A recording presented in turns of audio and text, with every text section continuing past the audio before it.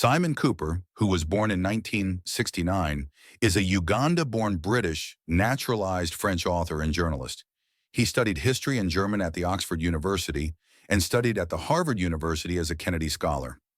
He was born to South African parents, spent most of his early life living and traveling all over the world, and now lives in France with author, journalist, wife, and 3 children. He wrote for the Financial Times most of his life, starting in 1994, covering a variety of topics, and is notably known for his sports writing, both as a journalist and an author. A Libra. This book was originally published in 1994.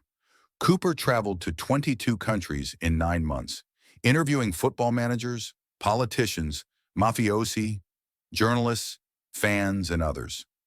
His frequent interviews in the book, also with anthropologists, makes more sense after learning that his father and aunt were anthropologists. For this book, he states that he was in search of finding about how football affects the life of a country and how the life of a country affects its football, and how football is not simply football, and how it is intricately bound with politics and culture.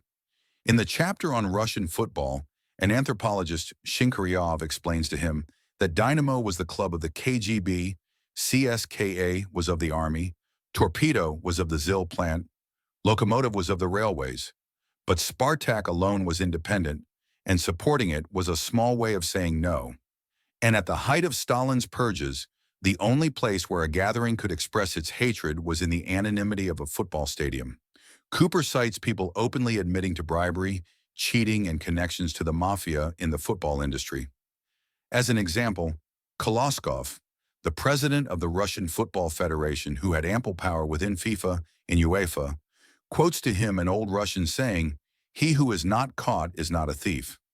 A Russian journalist, Vika Kushkin, tells Kuper that many referees accept bribes from both sides, and they judge the match honestly. Teams pay up simply to get fair treatment. He also tells him that an old journalist told him, "Bad referees give penalty kicks or offsides, but good referees know how to stop an attack while it is still in midfield." Kuper talks about how Russian spectators were laughing at football players' blunders during a game, and they explained to him that it's the Russian way. They like to laugh and watch football as theater, and the players are also laughing at the spectators because they are rich, and the spectators aren't so. On Gascoigne Gaza in Britain, Kuper says he was the symbol Britain needed then. He played European, but remained unmistakably English. He likens John Major to Gaza and says people stopped believing Thatcher's claims of British superiority and preferred a figure like Major or Gaza.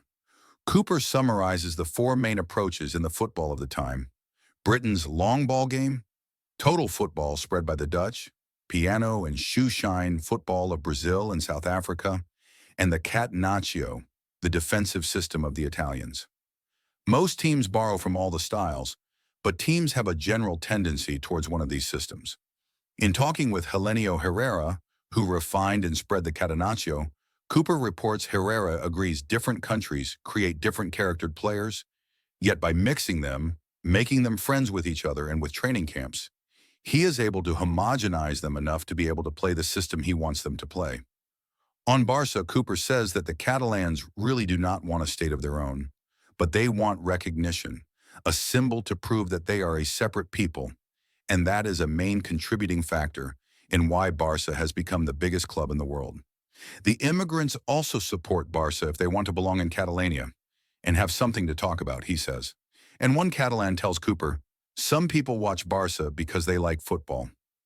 On football in Africa, a Cameroon anthropologist tells Kuper players who did best in Europe were mostly from Anglophone nations of Africa. British colonization was openly racist, he says, so players from those colonies were better able to deal with it.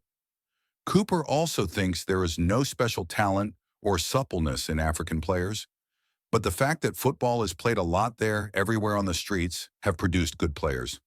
A TV presenter, Ignatius von Echekia, tells Kuper, in Europe, players learn to minimize energy expenditure.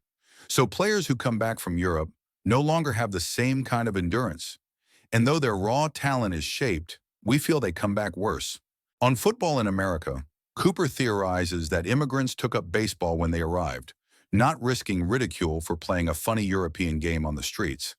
Hispanic Americans and mostly richer Americans do watch and play football, but American fans are generally not fanatics. And ghetto kids take the view that soccer is for softies.